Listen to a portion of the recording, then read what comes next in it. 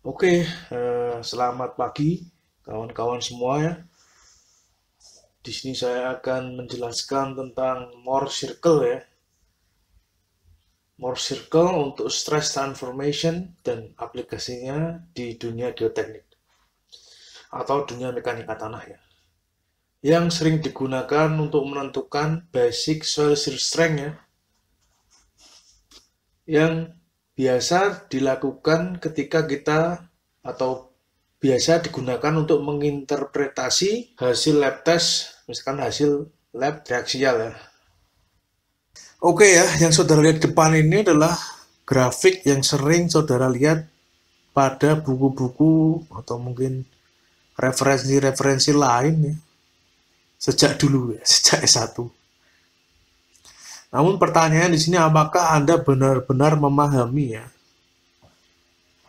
tentang konstruksi ya Moore Circle ini ya. Sebagai contoh ya, kenapa sih ya ini kita ada theta di sini ya? Ini nilainya adalah 2 kalinya ya daripada sudut yang ini. Nah, kalau lebih detailnya ya mungkin kenapa sih ya ada 2 sudut ya di sini dan di sini ya? Satu aja mungkin cukup. Kenapa ada 2 ya? Atau kenapa harus ditulis 2? Dan pertanyaan lainnya, misalkan kita sering ya, kita tahu bahwa sudut daripada suatu elemen ya, misalkan A ini ya, dari hasil tes ini, itu akan sama ya dengan sudut ini ya.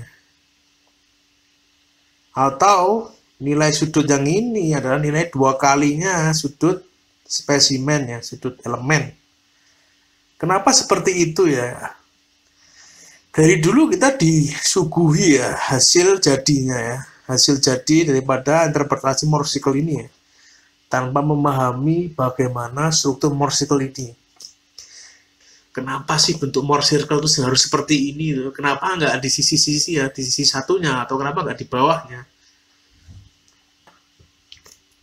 Oke ya, namun sebelumnya kita flashback dulu ya. Kita nggak akan ke geoteknik, kita akan ke akar daripada teknik sipil ya, yaitu structural engineering ya, dimana dulu kita pernah ngitung simple beam seperti ini. Nah, saya akan beri gambaran pertama tentang elemen ya, elemen dengan menggunakan simple beam ya. Misalnya kita punya beban P pada suatu simple beam, tentunya ketika ada beban, ada momen, ada reaksi. Nah, jika seandainya kita tinjau ya simple beam itu dengan membuat seperti apa jaring-jaring ya dalam bentuk seperti ini, kita tinjau suatu elemen ya, maka komponen elemen itu atau elemen itu akan mempunyai komponen ya, 4 komponen ya. Pertama sigma Y, sigma X, tau Y, dan tau X ya. Ada 4 komponennya. Dimana yang sisi sini mempunyai nilai yang sama dengan sisi sini, yang sisi sini mempunyai nilai yang sama dengan sisi yang sini. Oke. Lalu bagaimana sih jika seandainya ya tinjauan elemen yang vertikal dan horizontal ini ya, di mana jaring-jaringnya elegan ya, bentuknya kotak ya, kita rubah meshing sistemnya ya menjadi miring seperti ini, yang seperti yang kanan ya, di mana titik elemen hitam ini mempunyai elevasi yang sama ya, hanya saja orientasinya kita rubah ya, kita putar. Pertanyaannya adalah apakah ya sigma Y yang setelah diputar ini akan sama dengan nilai sigma Y-nya. Begitu juga dengan tau X, sigma X, dan sebagainya. Apakah sama? Jawabannya tentunya tidak ya, tentunya simpelnya tidak ya. Karena apa? Karena stres ya. Tidak hanya stres, gaya juga, forces itu akan sangat directional gitu, akan sangat mengacu pada arah ya, arah vertikal ya sama horizontalnya beda, dia akan bisa beda gitu. Begitu juga ketika elemen vertikal ini kita putar ya suatu sudut, maka nilainya akan berbeda orientasinya. Kecuali nilai-nilai ya yang akan sama. Apa aja itu? yaitu adalah misalkan sigma average-nya, rata-rata dari sigma Y dan sigma X ya. Dan juga shear stress maksimumnya atau tau max-nya, dia akan punya yang sama, elemen yang kiri dan yang kanan. Dan juga principal stress-nya ya. Principal stress itu apa ya? Principal stress adalah sigma X atau sigma Y pada saat tau itu sama dengan 0 ya. Nanti kita akan ilustrasikan ya, ini lebih lanjut.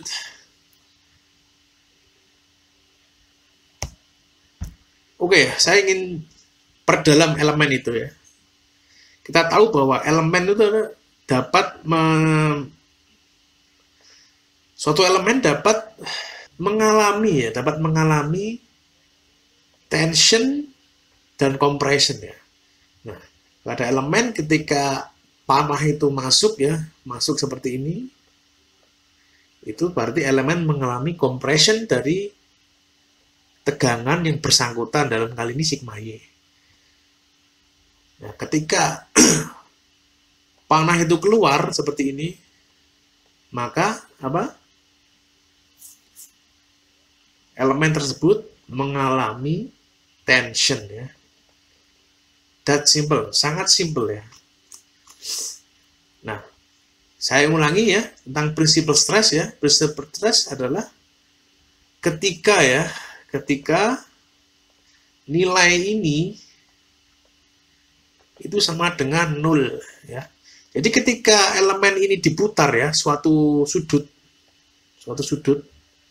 diputar terus ke kanan misalkan sampai dia didapati bahwa taunya ini sama dengan 0 ya, atau tidak ada shear stress-nya, maka kondisi itu disebut dengan kondisi di mana elemen mempunyai tegangan prinsipal ya. Oke, nah aplikasi dari Mohr circle itu adalah bagaimana sih caranya kita mentransformasi suatu elemen yang sudah kita tinjau ke sudut atau ke orientasi yang kita inginkan, gitu, seperti itu. Jadi guna Mohr circle adalah untuk melakukan stress transformation ya, jadi bukan tegangan, mentransformasi suatu nilai-nilai tegangan ini menjadi nilai tegangan sesudah elemen itu diputar ya. Misalnya dalam hal ini kita putar 10 derajat seperti itu. Dan juga tidak hanya ketika kita putar ya Mohr circle itu berguna, Mohr circle juga berguna ketika kita membuat suatu garis referensi ya. Misalkan di sini kita buat suatu sudut ya, misalnya 10 derajat di sini. Berapa sih tegangan normal yang terjadi pada garis referensi ini ya, yang saya ilustrasikan pada gambar nomor 3. Ini adalah sigma N ketika itu 10 derajat dan tau ketika tau itu 10 derajat. Oke ya, sekarang saya ingin ilustrasikan ya penjelasan tadi ya ke dalam bentuk animasi ya. Misalkan di sini saya punya elemen ya, sigma Y, sigma X, 150 dan 100 respectively. Ini. Kemudian elemen-elemen ini akan saya putar ya. Saya putar ke kanan 5 derajat, terus 10 derajat dan seterusnya ya. Bisa saudara lihat ya bahwasanya tegangan-tegangan pada elemen tersebut akan berubah ya.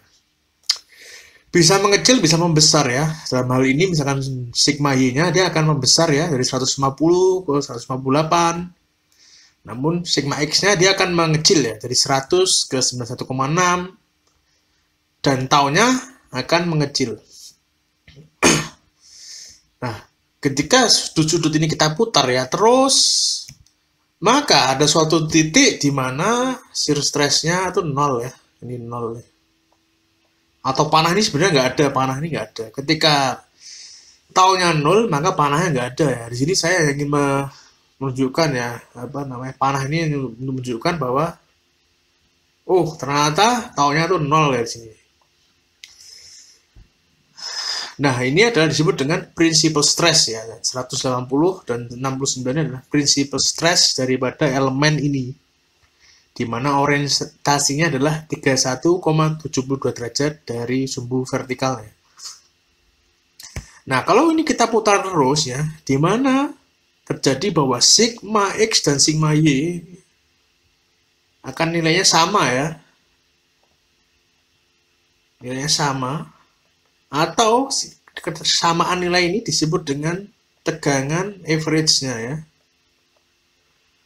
Maka tau yang terjadi adalah tau pada kondisi maksimumnya. Oke. Nah, bisa saudara lihat di sini bahwasanya yang tadinya sumbu Y ya, bisa berubah jadi malah menjadi horizontal ya, ambil horizontal ya. Yang tadinya horizontal menjadi sumbu vertikal. Tapi itu tergantung besarnya tegangan yang terjadi pada elemen awalnya ya. Dalam hal ini kita punya ini ya, 150, 100 dan 50 untuk shear stressnya. Tergantung itunya ya.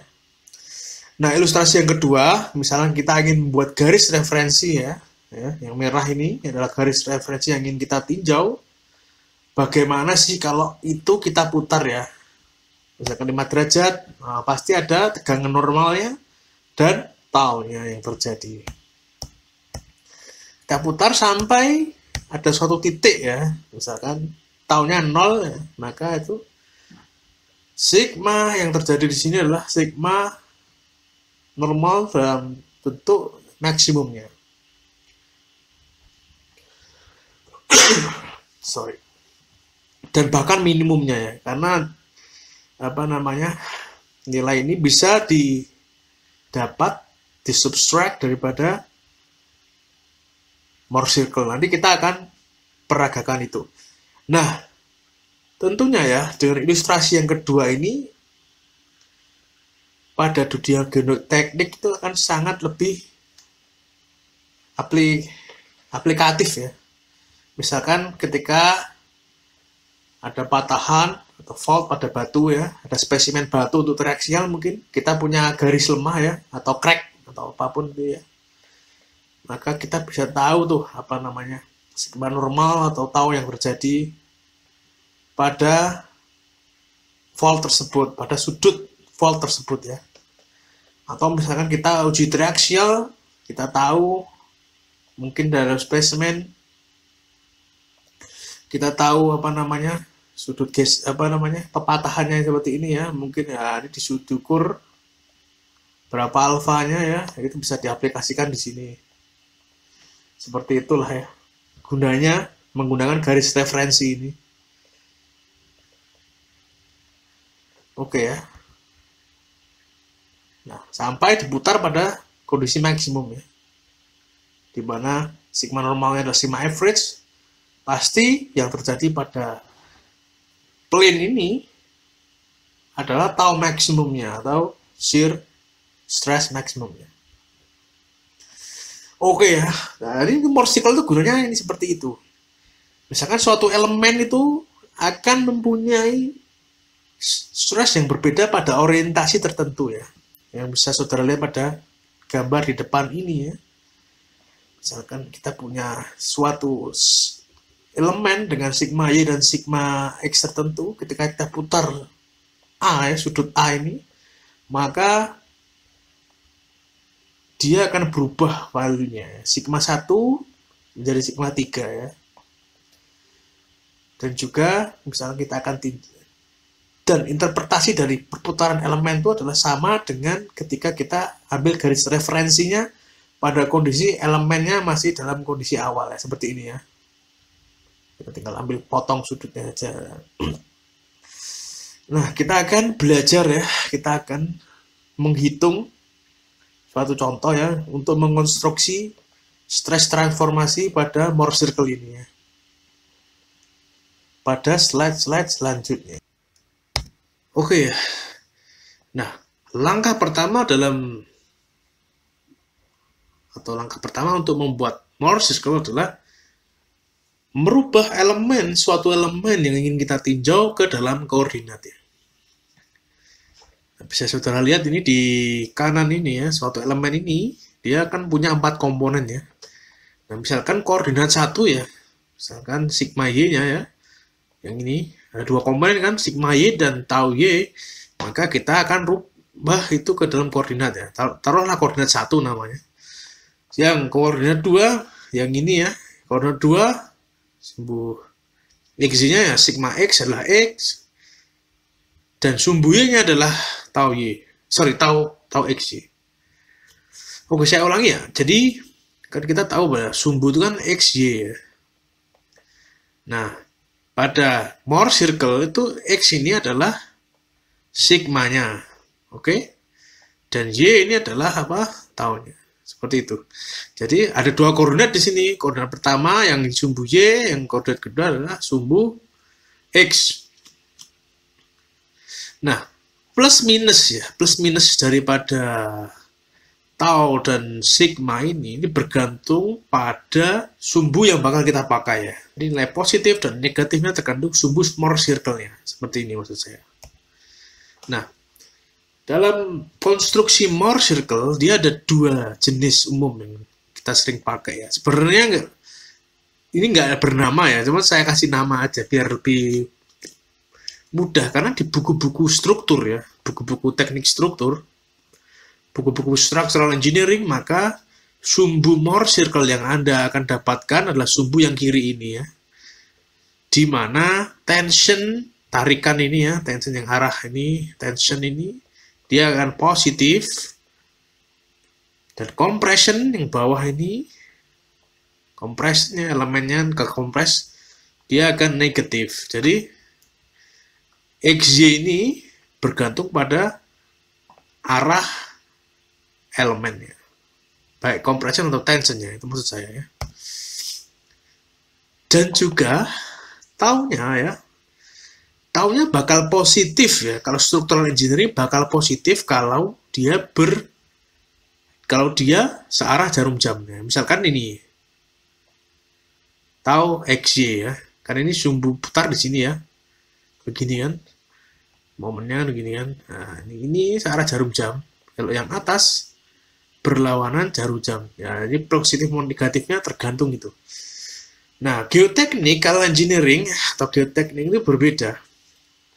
Sumbu terbalik ya, dimana misalkan tensionnya ini negatif dan zonanya di sini, kompresinya positif, dan juga searah jarum jam itu malah negatif dan berlawanan positif.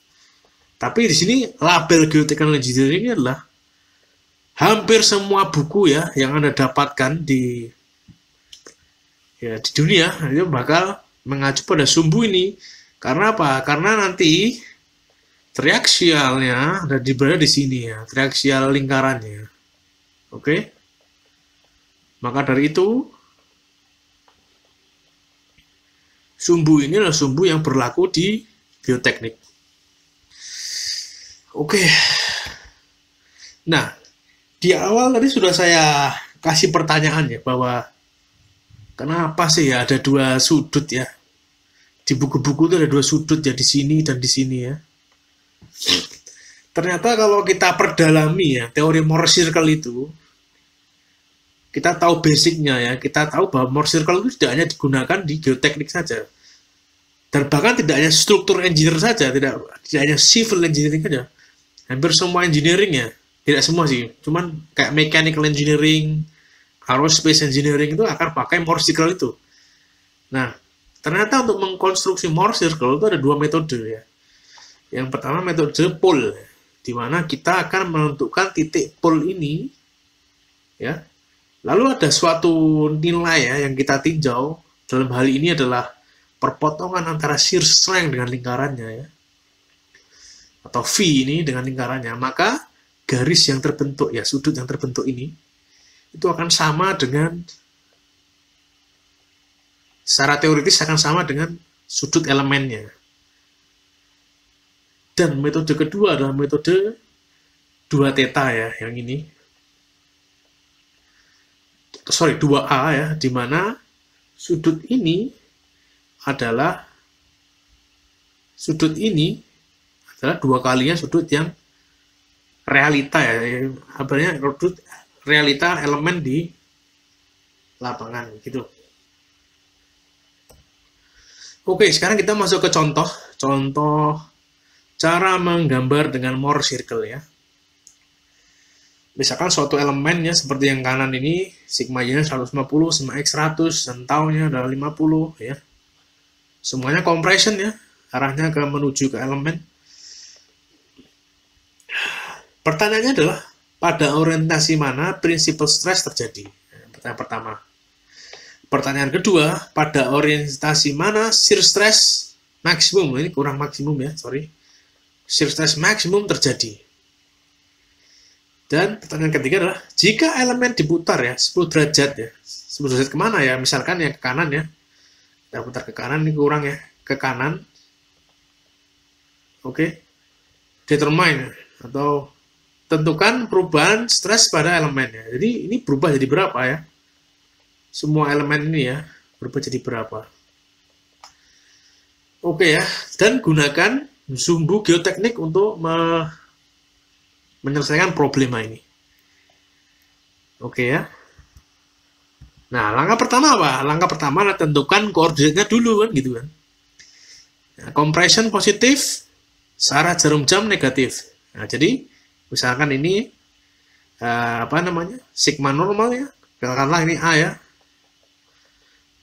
karena ini compression berarti positif ya, terus ini kan berlawanan jarum jam ya, berarti positif juga ya, berarti angka 50 untuk sumbu A, koordinat A itu adalah positif. Yang kedua, yang B ini katakanlah ini B ya, karena ini compression berarti apa? Positif. Dan ketika ini searah jarum jam ya, maka itu negatif. Oke ya, kita plot ini ya ke dalam AutoCAD. Oke ya, pertama-tama Anda harus pastikan ya bahwasanya Anda udah buat koordinat ya seperti ini. Dan pastikan titik ini adalah titik 0,0 ya di CAD saudara. Oke. Nah, ini udah saya gambar nih elemen soalnya ya. Jadi 150 sigma x-nya adalah berapa? 100 ya nggak salah. Dan ini adalah 50 tahunnya. Langkah pertama ya, kita udah tahu koordinatnya. Maka kita akan plot ini ya. A 150, 50, B 100, min 50. Saya biasanya pakai line ya. Ketik line, kemudian ketik di sini 150,50. Enter. Nah, ini adalah titik awal koordinat A. Nah, koordinat kedua B 100, min 50 ya. Ketik di sini di bawah ini 100, minus sorry. Kita ulangi 150 ke 50. Terus menuju titik apa? 100, minus 50. Oke. Oke ya. Nah, ini adalah garis yang menghubungkan A dan B atau diameternya ya. Nah, kalau ini otomatis diameternya berarti ini adalah lingkaran kan, seperti ini kan. Nah, oke. Ini adalah lingkaran daripada Mohr circle itu ya. Untuk lebih jelasnya akan saya kasih tanda dulu di sini. Ini adalah menunjukkan titik A dan ini titik B.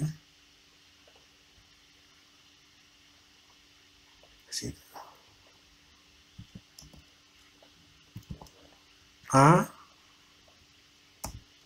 oke, sorry ini B, yang ini titik A gitu.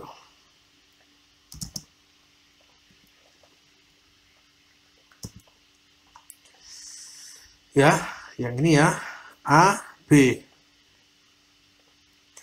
Selanjutnya, kita akan tentukan pole ya, apa yang disebut dengan pole. Oke. Waduh.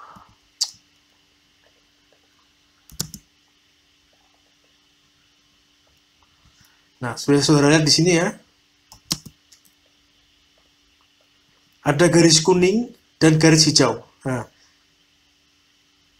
koordinat A atau sigma Y bekerja pada garis kuning. Sedangkan sigma X bekerja pada garis hijau. Nah, pole itu adalah sumbuk atau garis kerja ini ya, dimana misalkan A ini kan bekerja pada garis horizontal, maka A ini bekerja pada garis horizontal. Maka pole-nya kita gambar horizontal ya, seperti ini.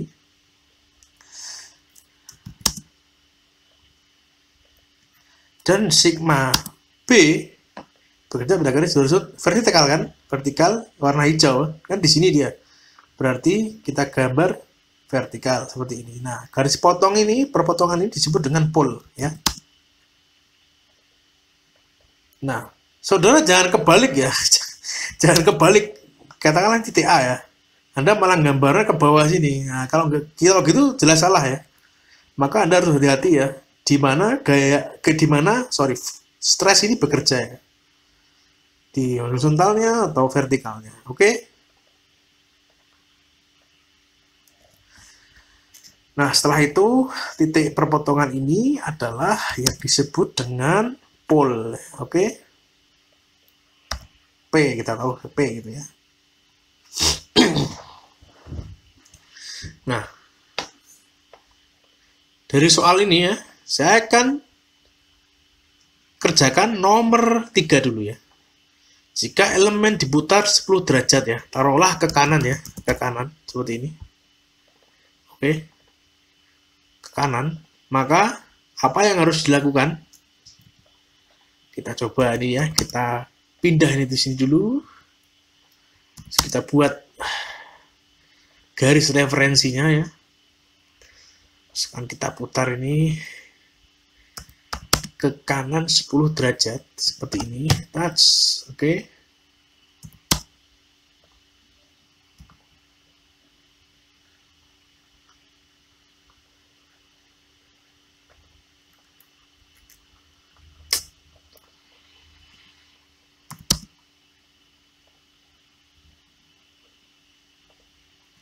Saya berharap ini 10 derajat ya. Semoga pas. Oke, pas ya 10 derajat. Berapakah ya perubahan dari 50, 150, dan 100 ini ya? Berapa nilai ini harus kita ganti ya? Nilai ini harus kita ganti. Nah,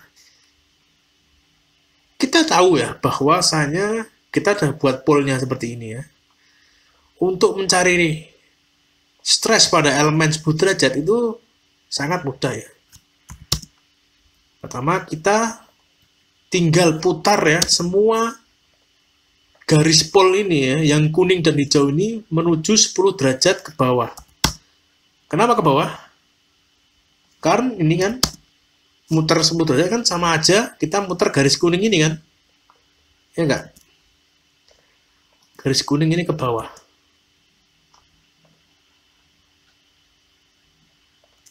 Ya. Ini kan. Nah, kita akan putar ini, garis kuning ini, yang sudah saya wakilkan dengan garis putih ya. Sorry, bukan garis putih ya, kita kasih warnanya ya, sian ya. Kita putar 10 derajat ke bawah juga ya. Di titik ini ya. Minus 10 seperti ini. Nah, oke. Nah, sudut ini sama sudut ini kan sama ya. Jadi ini juga 10 derajat. Maka, apa? Maka perpotongan daripada garis ini, garis kuning, garis hijau sudah saya putar 10 derajat, yang saya rubah warnanya jadi garis biru muda ini. Perpotongannya ini adalah nilai yang akan menggantikan ya. Yang akan menggantikan sigma X, sigma Y, dan tau XY dan tau YX ya. Oke, ngerti ya? Gampang loh. Jadi ini 150 kan? Titik A pindah di sini, berarti jadi berapa? Kita cek aja ini propertiesnya. Nah, lingkaran ini 165,6 ya. Berarti kan X-nya 165,6. Berarti ini berubah jadi 165,6 gitu ya. Yang ini tahunnya berubah menjadi 38,4 ya. Bisa dibaca ke bawah gini atau iya kan? Anda baca ini berapa? Terus Anda tarik ke sini, terus perpotongan di garis hijau ini berapa? Sumbu-nya berapa? Itu adalah nilai Y ya. Dan ini nilai X. Jangan seperti itu kan. Kalau saya kan pakai pendekatan lingkaran dan ada koordinat tengahnya ya, center geometri. Kalau AutoCAD udah otomatis tahu ya, dia titiknya di mana, XY-nya. Dalam hal ini kan 165,6 dan 38,4 ya. Oke. Berarti ini jadi 38,4 gitu kan. Dan begitu juga dengan sumbu X-nya. Sorry, sigma X-nya ya. Sigma X-nya titik B ini ya, di B ini 84,4 dan minus 38,4. Oke. Berarti ini berapa? 84,4 ini 38,4. Seperti ini kan ya. Mudah. Nah, ini adalah titik sumbu di mana ini kan B kan ya. B itu apa? Sumbu X. B baru ya. Setelah diputar 10 derajat ya. B10 katakanlah ya. Yang yang bawah ini adalah A ketika sudah diputar berapa? 10 derajat. Oke ya, problem solve ya. Jadi ketika elemen diputar maka stresnya juga berubah. Nah, pertanyaan apa? Pertanyaan pertama dan kedua ya, pada orientasi mana prinsipal stres terjadi ya? Itu pertama. Yang kedua adalah pada orientasi mana shear stress maksimum terjadi ya, gitu kan? Gampang aja. Principal stress itu terjadi pada tau sama dengan 0 ya. Berarti intinya dia bekerja pada titik ini kan. Kalau kita lingkari ya, maka nah ini merupakan principal stress daripada elemen ini ya gitu. Iya nggak? Maka untuk menentukan maka ya gampang aja kita hubungkan aja ya titik ini ke sini. Seperti ini ya. Ini sini ke sini ya. Ya kan? Nah, maka nilai A berubah menjadi nilai ini. Terus nilai B berubah menjadi nilai ini ya. Karena apa? Karena ini pasti 90 derajat ya. Ini 90 derajat ya. Ini 90 derajat. Ini kan ya. Jadi setiap 90 derajat itu udah perwakilan dua nilai ya. Sigma X dan sigma Y yang baru. Oke? Seperti itulah. Nah, ini apa? Sigma Y berubah menjadi 180,9 dan tahunnya 0 kan ini. Dan sigma X berubah menjadi 69,1 ya dan tahunnya 0. Seperti itu ya. Itu adalah principal stress pada elemen ini. Nah, orientasinya berapa? Berapa kita harus putar ini supaya dia menjadi principal stress, ya kan? Kan pertanyaannya itu ya. Lah, gampang saja. Berarti kan itu hanya sudut antara garis kuning ini dengan ini kan begitu. Di mana besar adalah 31,72 derajat ya. Iya kan? Oke. Jadi kita akan putar itu 31,72 derajat dari sini.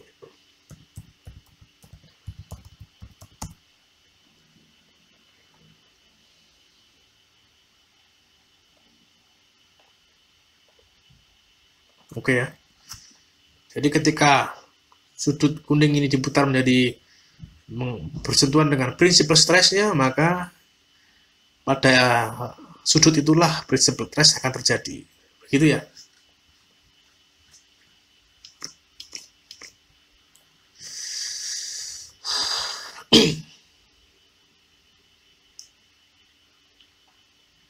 Begitu juga shear stress maksimumnya ya. Shear stress maksimum terjadi pada titik ini kan. Karena ini puncak lingkaran itu. Berarti kita hubungkan aja. Ini ke sini, yang kedua ini ke sini. Iya kan? Yang ini kan, warna ini kan. Kita ganti warnanya aja. Nah.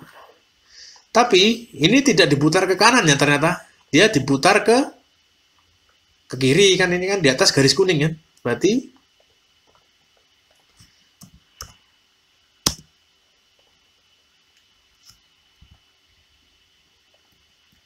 ini akan saya putar ke kiri sebesar berapa derajat ya? Kita ukur 13,28 derajat ya.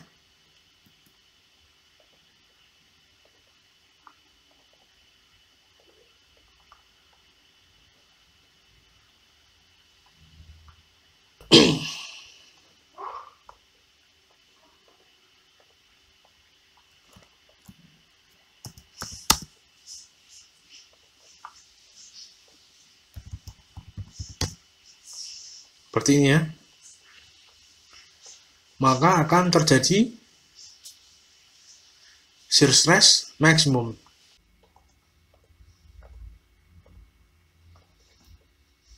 Oke, ups, saya baru sadar ya ada sedikit typo ya, ini mestinya 100 ya ini ya. Oke, kayak saya visualkan 100 kan, cuman typo aja ya sebenarnya.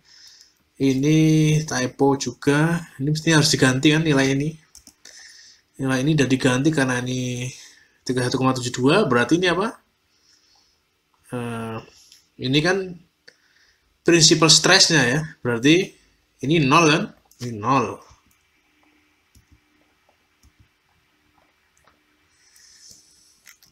Stressnya semua 0.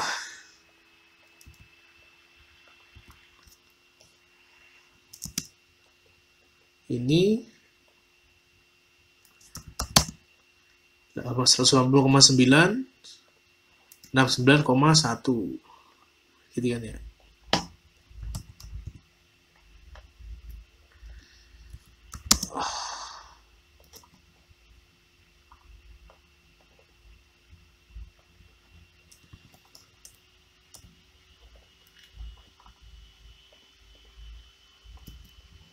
Oke ya, berarti ini principal stressnya ya. Nah ini kemudian apa? Maximum shear stressnya, dimana ini adalah sigma average-nya kan, 125 ya. Ya. Ini juga 125. Kita lihat ya ujung sini kan, ini dia di ujung kan. Kita lihat ya. Lihat. Ini ya 125 terus 55,9 ya. Oke. Berarti ini 55,9.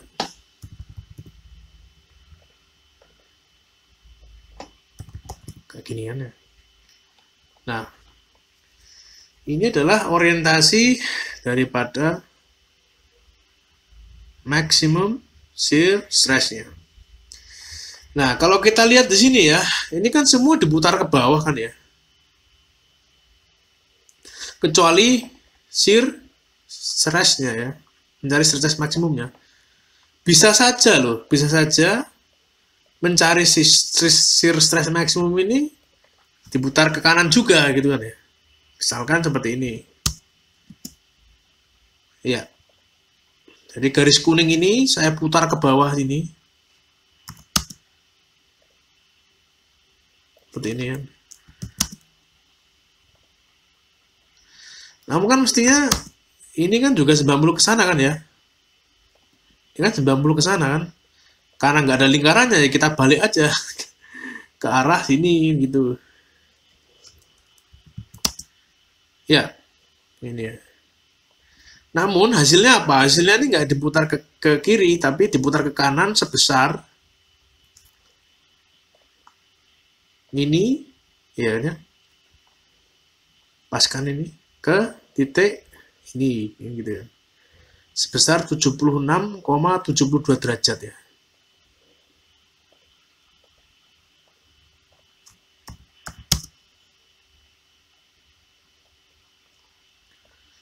Kita lihat.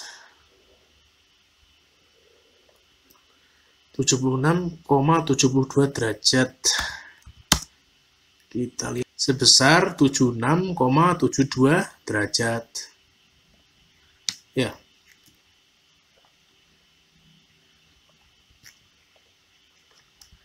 Sama kayak yang lainnya kan gitu. 76,72.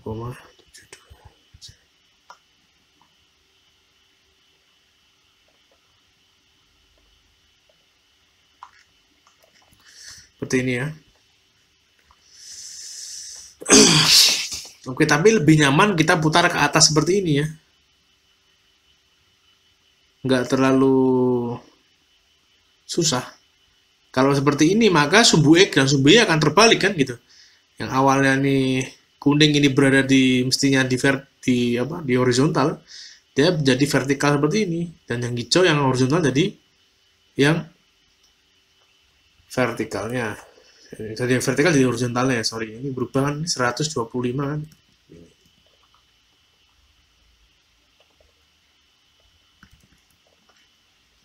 Ini mah 55,9.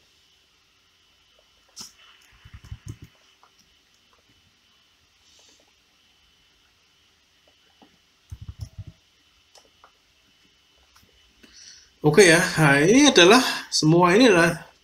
ilustrasi ya cara kita menentukan transformasi stres ketika elemen itu diputar ya. Nah, sebenarnya nilai circle ini, nilai yang berada di Mohr circle ini bisa saja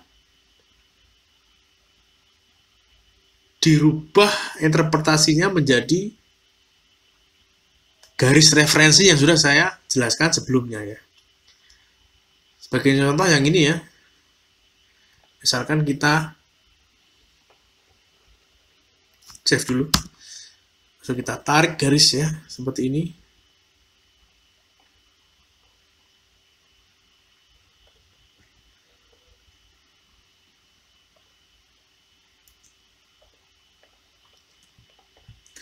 Lalu kita hubungkan ini ya, yang tengah ini ke sini misalkan. Nah, ini kan begini kan. Nah, garis nilai Mohr circle yang berpotongan ini di sini ini bisa juga berarti bahwa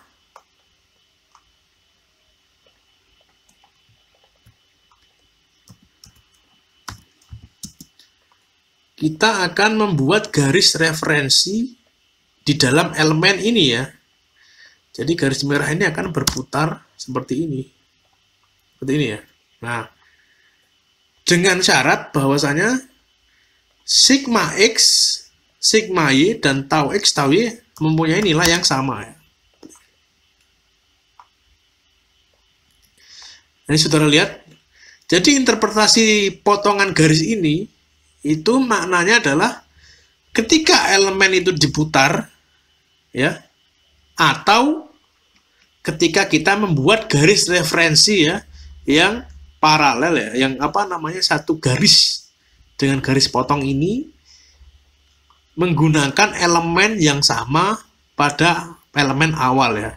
Oke, elemen awal kita punya 150, 100 dan tahunnya 50 ya, seperti yang soal ini. Nah, ketika dia potongan ini diteruskan ya, dia akan memotong garis pada elemen awal ini. Nah, sigma normal yang terjadi ya, yang ini ya, sigma normal ini pada elemen ini dan juga shear stress-nya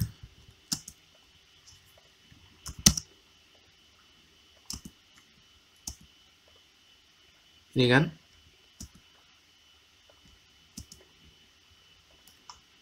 besarnya adalah sama dengan ini ya, sama dengan ini. Di mana ini 180,9 dan tahunnya adalah 0 ya. Berarti ini 180,9 begini.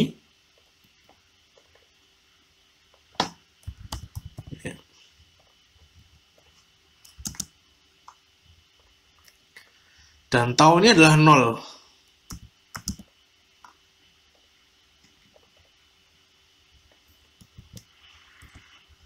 Begini ya. Atau panahnya ini hilang sebenarnya. Karena ini 0 kan, panahnya hilang seperti ini. Ya. Nah, ini adalah interpretasi kedua selain perputaran elemen ya. Adalah garis referensi ini. Begitu juga dengan elemen-elemen yang lain. Mohon maaf nih, yang elemen yang lain tidak saya gambarkan ya, tapi intinya adalah sama ya. Tinggal Anda panjangkan garis potong ini ke suatu, pokoknya panjangin aja, terus elemen yang awal garis tengah ini dan elemen ini Anda copy paste pada garis itu. Nah, garis yang memotong elemen itu adalah garis referensinya. Ini seperti itu. Nah, kita ukur garis ini ya. Ini mestinya akan sama dengan 31,72. Nah, oke ya. Garis elemen ini adalah sama dengan garis potong antara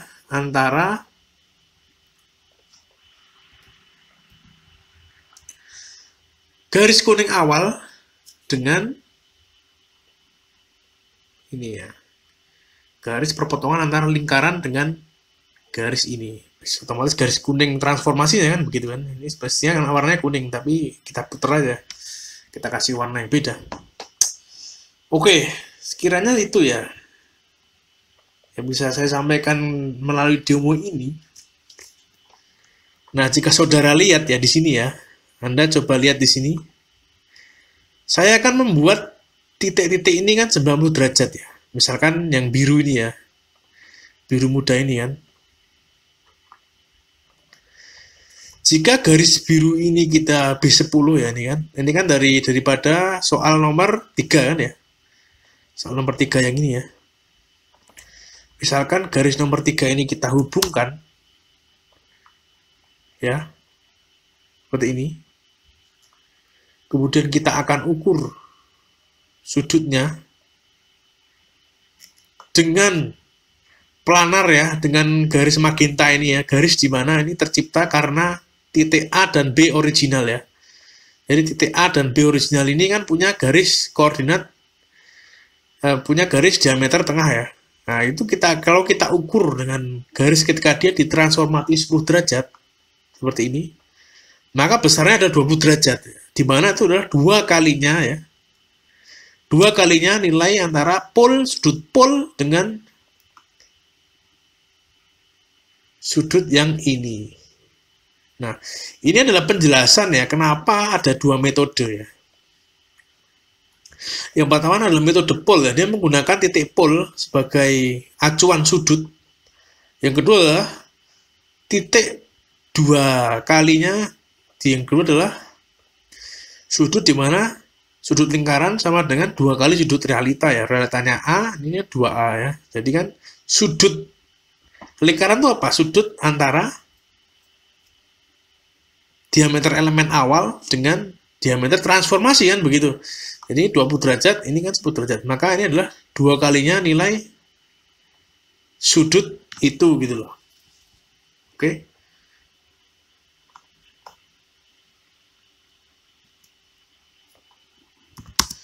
Jika kita ukur ini ya, misalkan ini kan 10 derajat ya. Ini kan sudut elemen asli 10 derajat, tapi di sudut lingkaran adalah 20 derajat, 2 kalinya.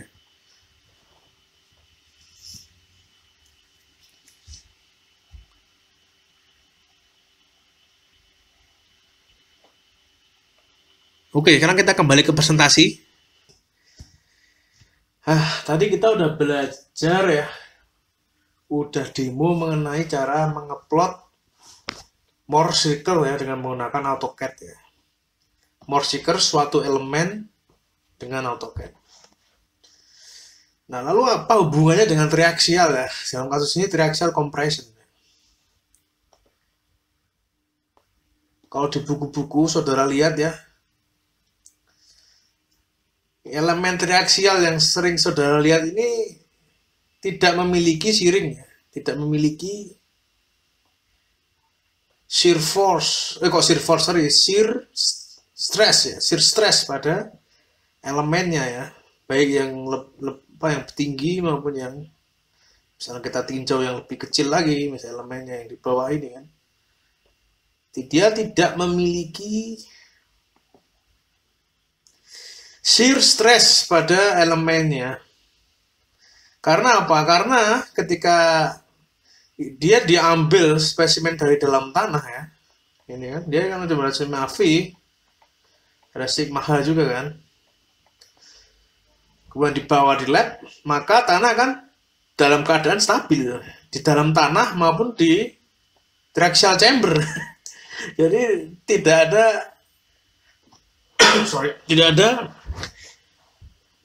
putarannya, tidak ada putaran apa namanya,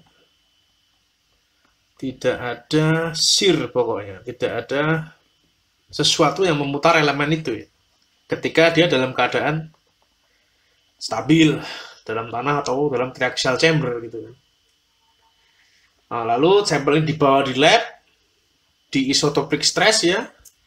Setelah itu sigma 1 dinaikkan sampai terjadi failure kan gitu.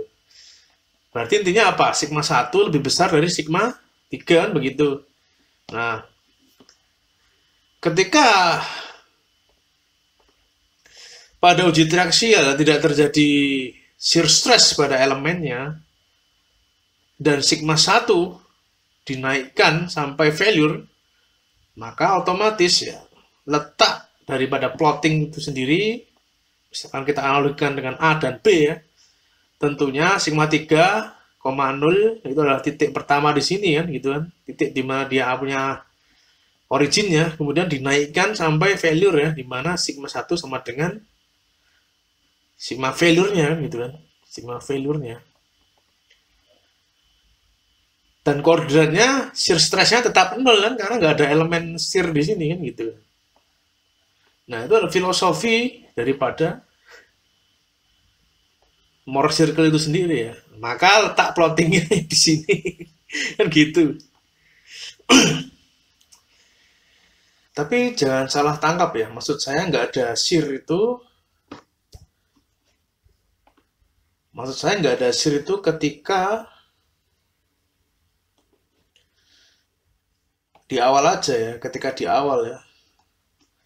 Tapi kalau di apa namanya, ketika dites ya, saya mungkin bisa ulangi lagi kan. Sigma 1 kan ini dinaikkan ya, dinaikkan terus sampai terjadi apa, failure ya, sampai sigma failure tercapai kan gitu ya. Nah, awalnya garis hijau ini kan belum ada nih, belum ada sebelum kita interpretasi kan begitu. Nah, ketika failure sampelnya jebol, maka shear strength atau garis shear strength itu bisa didapat ya. Tentunya garis shear strength ini tergantung daripada jenis tesnya ya. Misalkan UU unconsolidated undrained atau CU ya, consolidated undrained, atau mungkin CD ya, consolidated drain. Nah, untuk detail daripada UU, CU, dan CD itu nggak akan saya bahas di video kali ini ya. Yang saya akan bahas ini adalah basicnya saja ya, daripada yang sering kita pakai ya, ketika kita mempunyai misalkan suatu V ya, atau suatu C ya, sama dengan 0, atau C sama dengan sesuatu nih. Kalau C ada C-nya kan begini kan ya. Dia mempunyai nilai C. Nah, saya ingin menunjukkan di sini bahwasanya aplikasi Mohr circle itu seperti yang sudah saudara lihat di video ini ya. Nah, saya ulangi untuk detail ini, ya mungkin kita bisa bahas di video selanjutnya insya Allah. Nah, ketika sampel itu jebol ya, sigma failure ini tercapai, maka otomatis jika kita menginterpretasi strength-nya adalah garis ini atau garis hijau ini ya, maka garis yang berhimpit pada lingkaran titik inilah ya adalah titik di mana soil strength itu atau peak strength-nya tercapai gitu. Yang mana impact-nya adalah ketika sampel itu jebol biasanya akan terjadi patahan ya, patahan misalkan. Dan secara teoritis patahan A ini besarnya adalah sama dengan sudut ini kan gitu. Teoritisnya begitu kan. Maka apa? Maka shear stressnya ya terletak pada patahan itu ya, terletak pada slip plane-nya. Nah, jadinya nilai ini sigma A dan tau A ini adalah berada di daripada garis referensi atau dalam hal ini dalam slip plane-nya ya, garis slip plane, slip failure plane. Oke, coba saudara lihat di sini ya. Di sini saya kan tadi kan cerita ya, kenapa ada dua sudut ya. Di sini dan di sini ya. Nah, kalau saudara tadi memahami ya tentang demo triaksial tadi, kan ada dua metode yang sudah saya tunjukkan ya. Gimana sih kita tahu, misalkan ada suatu titik yang kita tinjau di suatu lingkaran ya. Lalu kita tarik garis gitu kan. Nah, sudut antara pol ya, pol dengan garis itu adalah sudut yang terjadi pada elemennya gitu. Nah, kalau dengan metode yang non pol ya, berarti kan sudut di lingkaran adalah dua kalinya sudut yang realitanya gitu. Nah, dalam kasus ini karena prinsipal stressnya, dalam kasus ini ya, apa namanya, elemennya dalam keadaan prinsipal stress, maka polnya terletak pada sumbu X-nya kan gitu. Nah, sudutnya ya kita ambil di sini. Berbeda dengan contoh kita tadi bahwa polnya bisa di bawah sini atau mungkin kalau nggak salah di sini ya polnya. Nah, coba kita lihat ngaruhnya apa. Kita lihat mana tadi? Nah, ini dia polnya di atas ini ya. Maka sudutnya apa? Sudut daripada ini ya. Sudut ini kan, sudut longsoran ini merupakan sudut antara garis horizontal ya, horizontal yang kuning dengan garis yang berhimpit daripada garis yang kita tinjau kan ini. Dimana itu 31,72 kan ini kan. Atau dua kalinya yang ini kan berarti. Sorry. Kita hapus dulu yang nggak kita butuhkan ya. Mana tadi?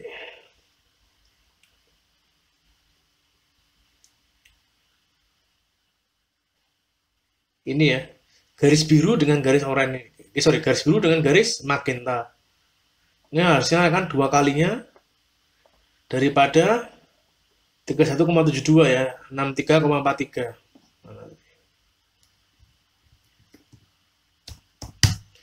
Ya, 63,44, 63,43 ya ini. Ini adalah sudut daripada dua kalinya realita ya. Kalau saya lebih suka dengan metode pol ini ya, lebih mudah ya, lebih mudah dipahami. Kalau seandainya apa?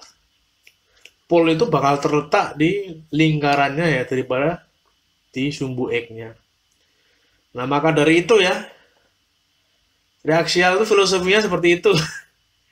Semoga dapat memberikan ide lah ya, gambaran dasar, karena kalau kita belajar di universitas itu ada baiknya kita memahami lebih dalam daripada sesuatu yang sudah diberikan rumusnya kan gitu kan. Oke ya, ini sebenarnya alasan lain ya kenapa kita membutuhkan ya dua garis ya, meskipun metode pol ini lebih mudah daripada metode dua alfa, dua theta, dua apapun. Kita masih membutuhkan sudut ini ya, karena kita membutuhkan persamaan ya, yang menghubungkan antara V, C, dan stres yang terjadi gitu.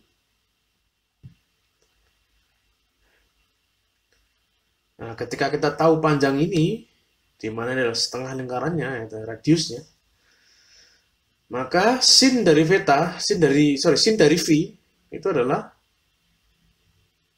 ini R dibagi dengan apa? Panjang ini kan begitu. Total ini, panjang total ini. Sehingga radiusnya ini adalah sin V dikali panjang ini tadi.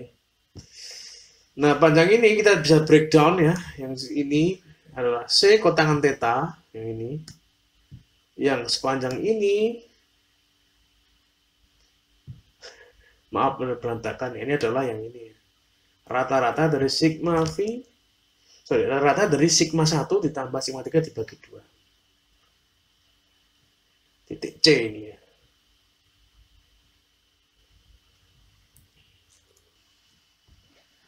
Nah, oke, ini saya hanya kasih summary ya, sedikit ya. Tadi kita udah bahas ya, ketika semua elemen itu compression, maka yang Mohr circle-nya ya kurang lebih ya di sini letaknya gitu kan.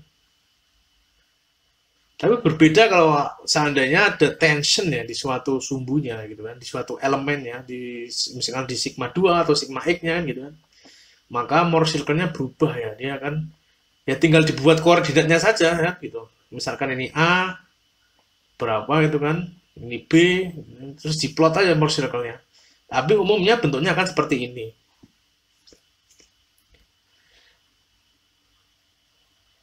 Nah, jika saudara penasaran ya, kenapa kita bisa melakukan Mohr circle seperti ini gitu kan?